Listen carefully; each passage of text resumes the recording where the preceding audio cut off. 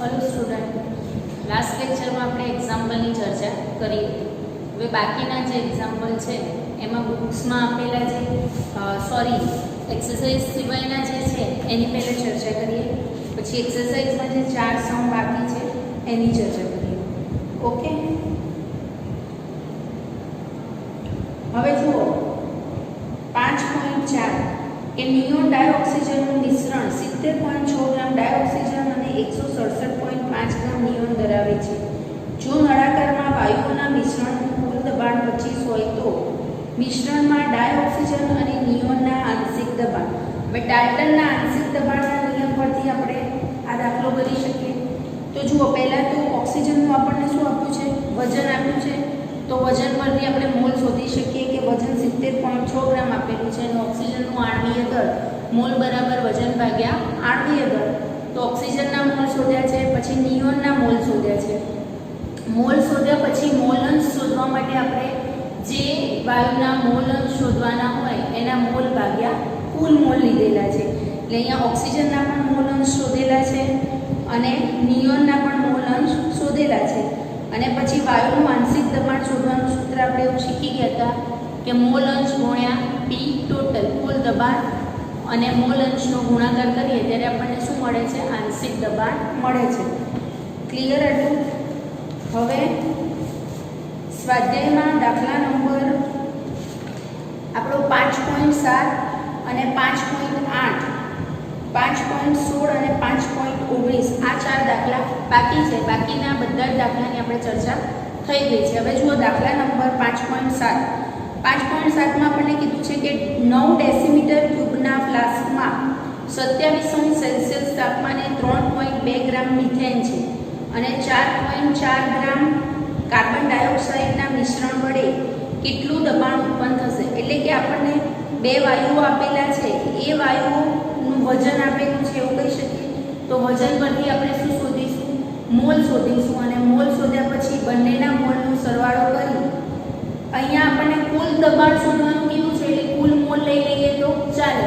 અને આ દાખલો બીજી રીતે ગણવો હોય તો શું કરીશું કે પહેલા ડાલ્ટનના આંશિક દબાણના નિયમ પ્રમાણે મિથેનનું આંશિક દબાણ શોધીશું, કાર્બન ડાયોક્સાઇડનું આંશિક દબાણ શોધીશું અને પછી બંને આંશિક દબાણનો સરવાળો કરી શકીએ.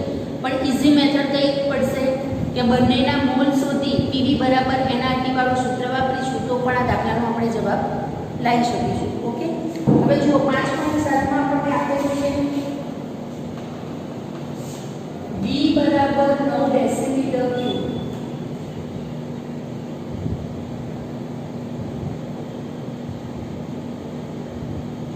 T બરાબર 27°C એટલે કે 300 કેલ્વિન થશે.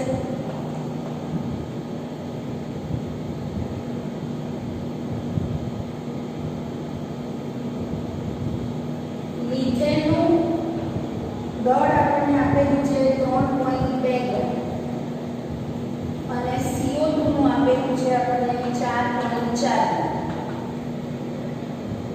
હવે PV બરાબર NRT માં આપણે દબાણ પાસ્કલમાં શોધીએ, ડેસીમીટર ક્યુબમાં આપેલું છે V અને બારમાં શોધીશું તો પણ ચાલશે. પણ આપણે પાસ્કલમાં શોધવું હોય તો R ની વેલ્યુ શું લઈશું? 8.314 pascal decimetre cube kelvin inverse અને મોલ ઇન્વર્સ. પહેલા શું કરીશું? NO CH4 શોધીએ. આપણે CH4 ના મોલ શોધવા છે તો W/m થાય. W આપણે કેટલું આપેલું છે? 3.2 આપેલું છે. CH4 નું આણ્વીય દળ 16 થશે તો આના મોલ છે 0.2 થશે. અને N ઓફ CO2 શોધો તો CO2 નું વજન મને આપેલું છે 4.4 ગ્રામ અને એનું આણ્વીય દળ 44 થશે તો એના મોલ થશે 0.1 મોલ. ક્લિયર છે? હવે બંનેના કુલ મોલ લઈ લો. N ઓફ ટોટલ લો તો N of CH4 plus N of CO2 level. N of CH4 0.2 છે અને N of CO2 0.1. Total mall મને કેટલા મળે? 0.1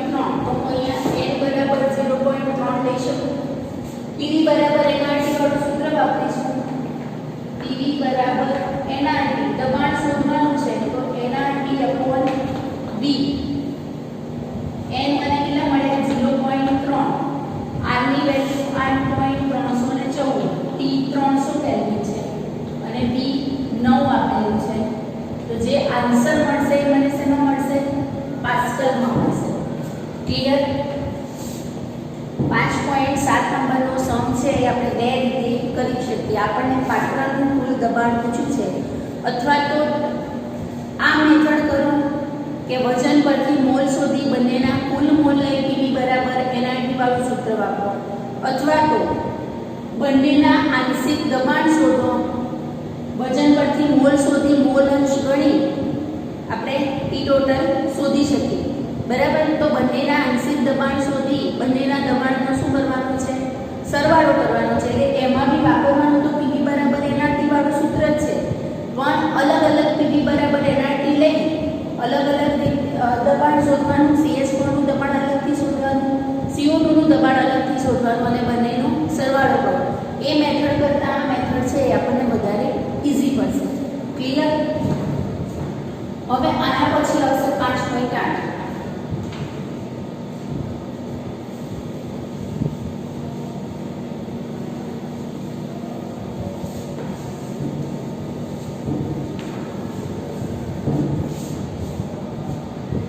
હવે 5.8 માં આપણને એવું કીધું છે કે 0.5 લિટર H2 0.8 બાર દબાણે અને 2 લિટર ડાયઓક્સિજન 0.7 બાર દબાણે 1 લિટર કદ ધરાવતા પાત્રમાં 27°C તાપમાને દાખલ કરવામાં આવે તો વાયુમય મિશ્રણનું દબાણ કેટલું થશે? પહેલા તો અહીંયા આપણને હાઇડ્રોજન અને ઓક્સિજન માટે અલગ અલગ કદ આપેલા છે, અને એ જે વાયુ છે એ જે પાત્રમાં ભરેલા છે એ પાત્રનું પણ આપણને કદ આપેલું છે. બંનેના દબાણ અલગ અલગ આપેલા છે, તો અને બંને માટે તાપમાન અચળ છે. તો પહેલા તો શું કરીશું કે 1 લિટર કદમાં આપણે હાઇડ્રોજનનું આંશિક દબાણ અલગથી શોધીશું, 1 લિટર કદમાં ડાયઓક્સિજનનું આંશિક દબાણ અલગથી શોધીશું, અને પછી બંનેનું જે દબાણ આવે છે એ દબાણનો આપણે શું કરીશું? સરવાળો કરીશું. તો પહેલા તો શું કે H2 માટે આપણને શું આપેલું છે કે H2 માટે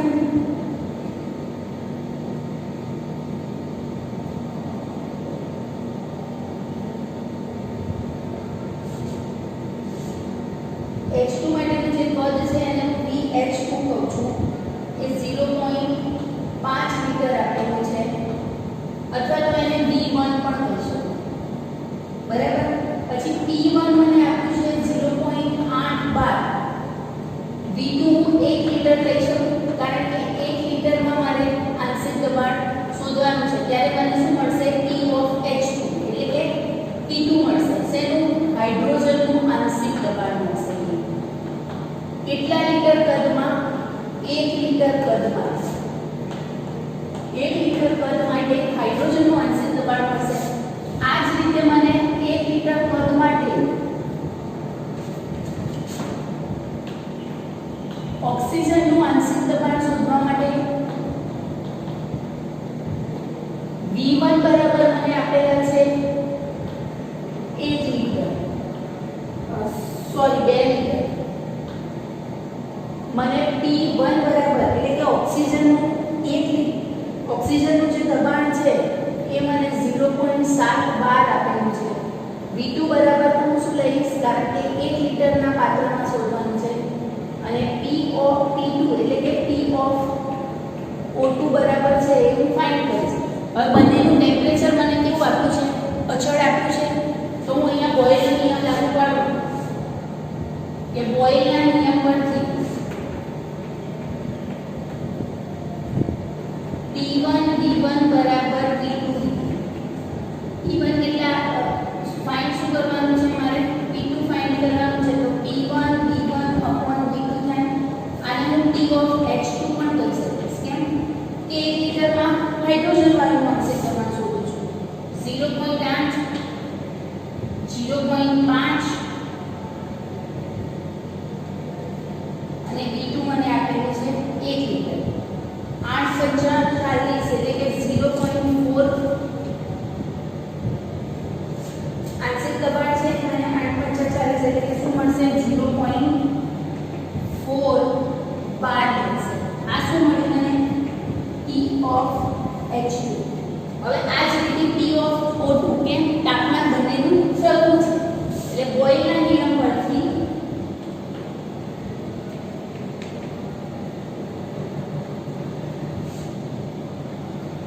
P1 V1 બરાબર P2 V2. P2 is equal to P of O2 is equal to P1 V1 upon V2. P1 કેટલા આપેલા છે 0.7. V1 મને આપેલા છે 2 લિટર અને V2 છે 1 લિટર એટલે કે 1.4 મળશે.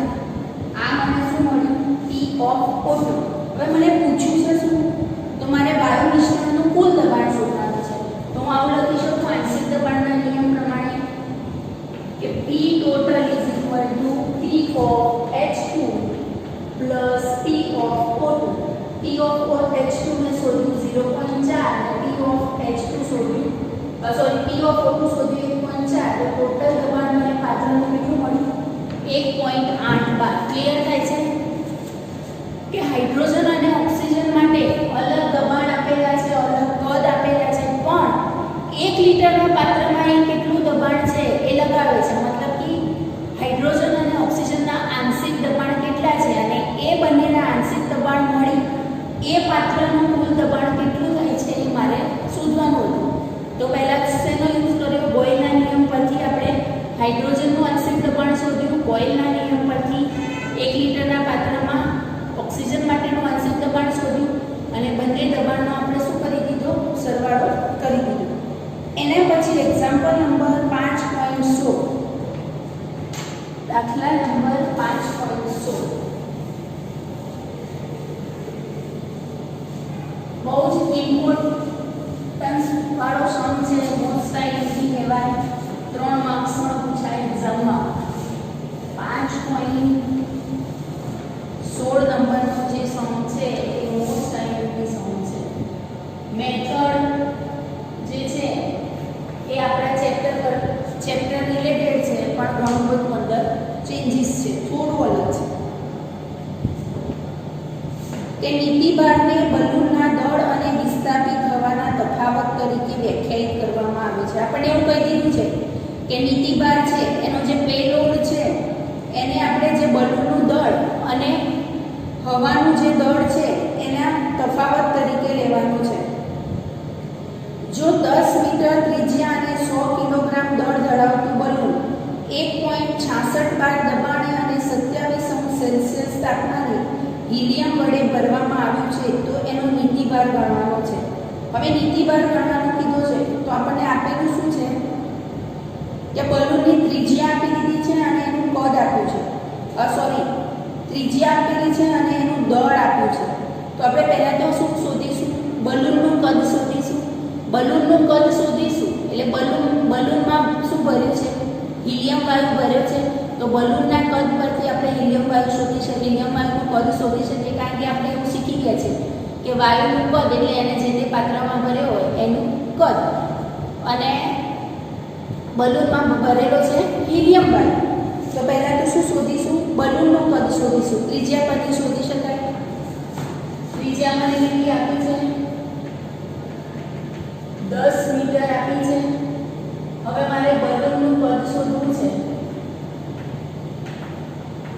તો બલૂન ગોળાકાર હોય તો ગોળાનું ક્ષેત્રફળ છે એ સૂત્ર લઈ શકું ગોળાના કદનું સૂત્ર લઈ શકું. અહીંયા 4/3 y બરાબર 22.7 અને ત્રિજ્યા મને આપેલી છે 10 તો 10 નો ઘન એપ્રોક્સિમેટલી તમે આની કેલ્ક્યુલેશન કરશો તો લગભગ 4190.48 મીટર ક્યુબ ડેસીમીટર ક્યુબ. હવે આ શું મળ્યું બલૂનનું કદ મળ્યું પણ બલૂનમાં આપણે ભરેલો શું છે હિલિયમ વાયુ. તો એવું લખી શકું કે હિલિયમ વાયુનું કદ બરાબર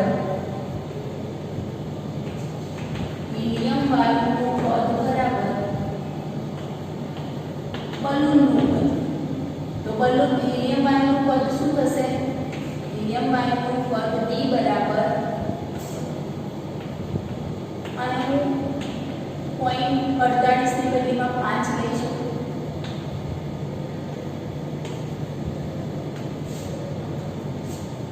ઓકે, ખબર પડતા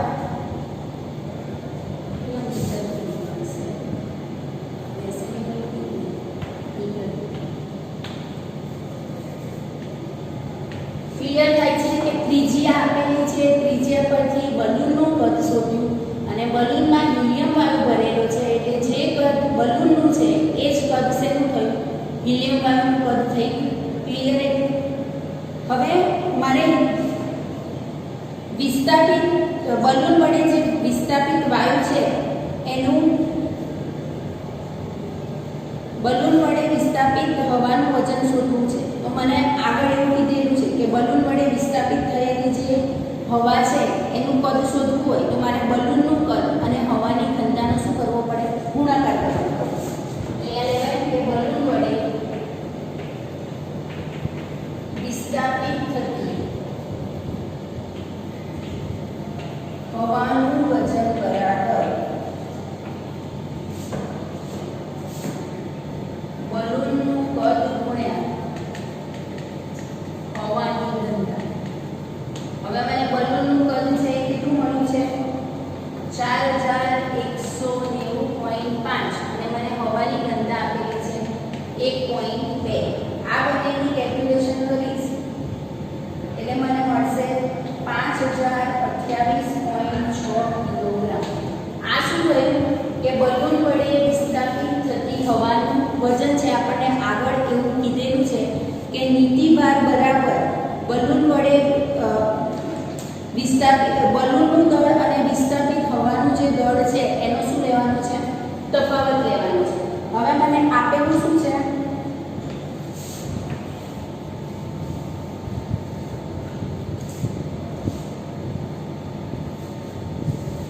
નીતિભાર બરાબર બલૂનનું દળ અને વિસ્થાપિત હવાના દળનો તફાવત તરીકે એને વ્યાખ્યાયિત કરવાની છે. એમાંથી આપણે વિસ્થાપિત થતી હવાનું વજન શોધી લીધું. હવે આપણે શોધીશું શું, બલૂનનું દળ શોધવાનું છે આપણને. તો આપેલું શું છે, PV બરાબર NRT વાળું સૂત્ર આપણે વાપરવું હોય તો આપણને P આપેલો છે 1.66 બાર, T આપેલો છે 27 સેલ્સિયસ એટલે કે 300 કેલ્વિન થશે. B મેં શોધ્યા અહીંયા 4190.5 મીટર ક્યુબ.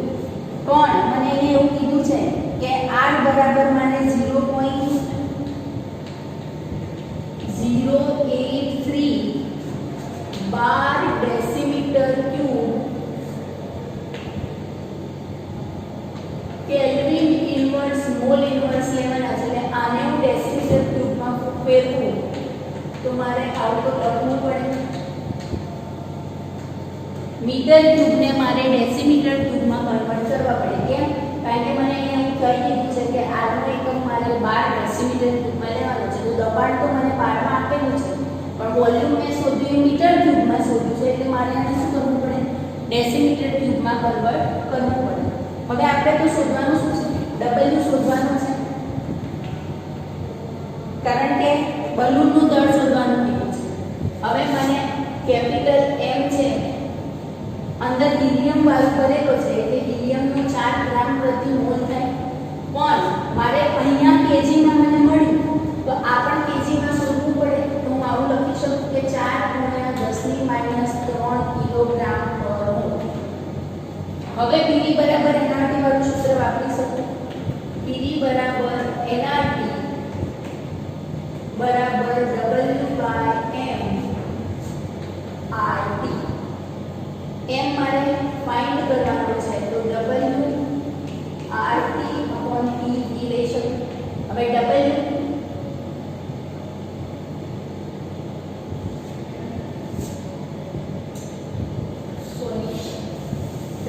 શોધવાનો છે. એમ તો આપણે આપેલું છે તો W બરાબર P/V/m/RT થશે. P આપણું છે 1.66, V વી આપણું છે 4190.5 ગુણ્યા 10 ની માઈનસ 3. એમ આપણું છે 4 ગુણ્યા 10 ની માઈનસ 3. આર છે એ 0.083 અને ટી બરાબર 300 કેલ્વિન. આની કેલ્ક્યુલેશન કરીએ છીએ આપણે ત્યારે લગભગ આપણને 1117.47 કિલોગ્રામ વજન મળે છે. હિલિયમ વાયુનું વજન કેટલું મળે છે? 1117.47 કિલોગ્રામ. હવે આપણે નીતિભાર શોધવા માટે બલૂનનું કુલ વજન લેવું પડશે. તો ખાલી બલૂનનું વજન આપણને 100 કિલોગ્રામ આપી દીધું છે અને હિલિયમનું વજન આપણે આટલું શોધ્યું. તો આવું લખી શકું કે બલૂનનું કુલ વજન બરાબર, દાખલો થોડો લાંબો છે પણ સહેલો છે, કે બલૂનનું વજન વત્તા હિલિયમ વાયુનું વજન. હવે બલૂનનું વજન મને 100 કિલોગ્રામ આપેલું છે. હિલિયમ વાયુનું ને 1117.47 કિલોગ્રામ શોધ્યું. તો અહીંયા 1217.47 કિલોગ્રામ થાય. બલૂનનું કુલ વજન મને મળી ગયું. હવે અહીંયા લખું છું કે નીતિભાર છે. નીતિભારમાં મને એવું કીધું છે કે વિસ્થાપિત હવાનું દળ અને બલૂનનું જે દળ છે એનો મારે શું લેવાનું છે? તફાવત લેવાનો છે. તો એ લખી શકું કે નીતિભાર બરાબર વિસ્થાપિત હવાનું વજન માઈનસ બલૂનનું વજન. હવે વિસ્થાપિત હવાનું વજન મેં અહીંયા શોધ્યું છે કે 5028.6 કિલોગ્રામ માઈનસ બલૂનનું વજન આપણે શોધ્યું 1217.47 કિલોગ્રામ. તો આ બધાનું કેલ્ક્યુલેશન કરીશું ત્યારે આપણને 3811 કિલોગ્રામ જેટલું મળે. ક્લિયર? નીતિભારને એમ કીધું છે કે વિસ્થાપિત હવાના વજન તરીકે, વિસ્થાપિત હવાનું વજન અને બલૂનના વજનના તફાવત લેવાનું છે. એટલે કે વિસ્થાપિત હવાનું વજન છે એમાંથી બલૂનનું વજન બાદ કરવાનું છે. સૌથી પહેલા તો શું કરવાનું આપણે કે બલૂનની ત્રિજ્યા આપેલી છે, બલૂનની ત્રિજ્યા પરથી બલૂનનું કદ મળે. બલૂનમાં હિલિયમ વાયુ ભરેલો છે એટલે કે બલૂનનું કદ છે એ જ હિલિયમ વાયુનું કદ થશે. હવે વિસ્થાપિત હવાનું જ્યારે વજન શોધવાનું હોય ત્યારે બલૂનનું જે કદ છે અને હવાની ઘનતાનો ગુણાકાર કરીશું ત્યારે આપણને શું મળશે? વિસ્થાપિત થતી હવાનું વજન. પીવી બરાબર એનઆરટી વાળા સૂત્ર પરથી આપણે શું કરીશું? હિલિયમ વાયુનું કદ, હિલિયમ વાયુનું વજન શોધીશું. હિલિયમ વાયુનું વજન શોધ્યા પછી આપણને ખાલી બલૂનનું કદ આપેલું છે, ખાલી બલૂનનું વજન આપેલું છે 100 ગ્રામ. તો હિલિયમનું વજન અને ખાલી બલૂનના વજનનો શું કરીશું? સરવાળો કરીશું. વિસ્થાપિત હવાનું વજન પણ મળી ગયું, બલૂનનું કુલ વજન પણ મળી ગયું. બંનેનો તફાવત એટલે નીતિભાર. ક્લિયર એટલું? હવે આના પછી આવશે 5.20 નંબરનો સમ. આ ચેપ્ટરનો લાસ્ટ સમ. આ સમ છે મોસ્ટ આઈએમપી છે.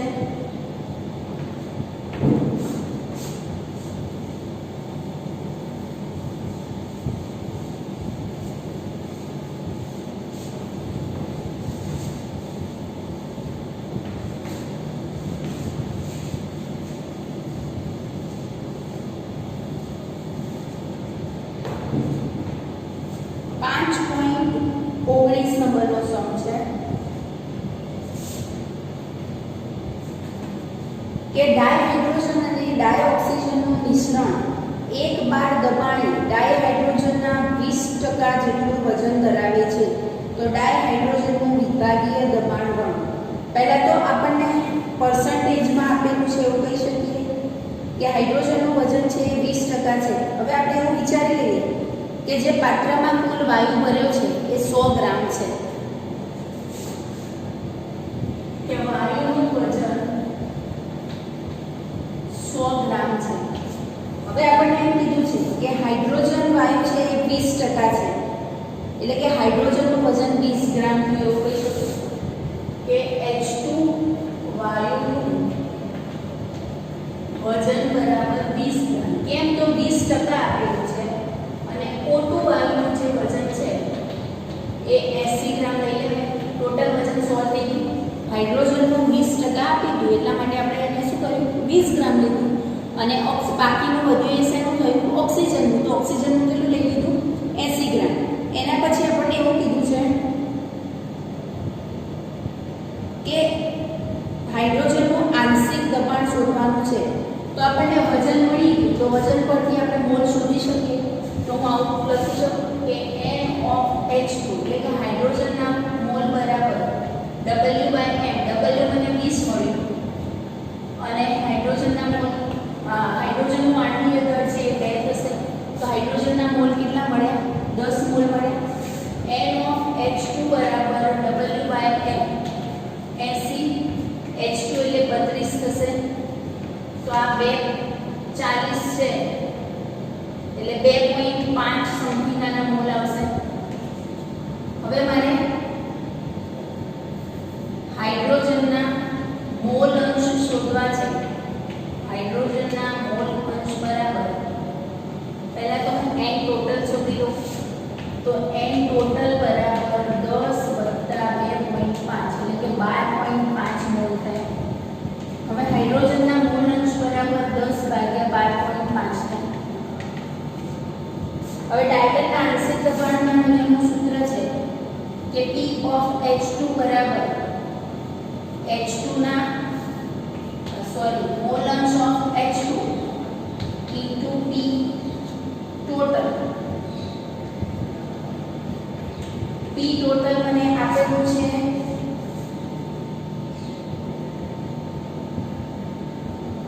1 બાર. તો P total બરાબર 1 લેવાય. આની કેલ્ક્યુલેશન કરશો એટલે તમને શું મળશે P of H2 લગભગ 12.5 / 10 0. સમથિંગ આવશે 0.8 મોલની આજુબાજુ આવે છે. કેલ્ક્યુલેશન કરી લઈશું. ઓકે. હવે અહીંયા આપણે આ ચેપ્ટરના સમ વાયુના નિયમો એ બધું પૂરું થાય છે. હવે ચેપ્ટરનો પાર્ટ 2 સ્ટાર્ટ થશે. પાર્ટ 2 માં વાયુનું પ્રવાહીકરણ ને એ બધું આપણે કરવાનું છે. પણ વાયુના જે મુખ્ય નિયમો હતા, નિયમો પરથી વાયુના જે દાખલા હતા એ બધું અહીંયા કમ્પ્લીટ થાય છે. હવે ચેપ્ટરનો પાર્ટ 2 સ્ટાર્ટ થશે. વાયુનું પ્રવાહીકરણ એમાં આપણે બધા વાયુઓનું પ્રવાહીકરણ કેવી રીતે થાય છે, પછી આદર્શ વાયુ સમીકરણ છે એમાં વિચલન જોવા મળે છે એ બધાની ચર્ચા કરીશું. ઓકે.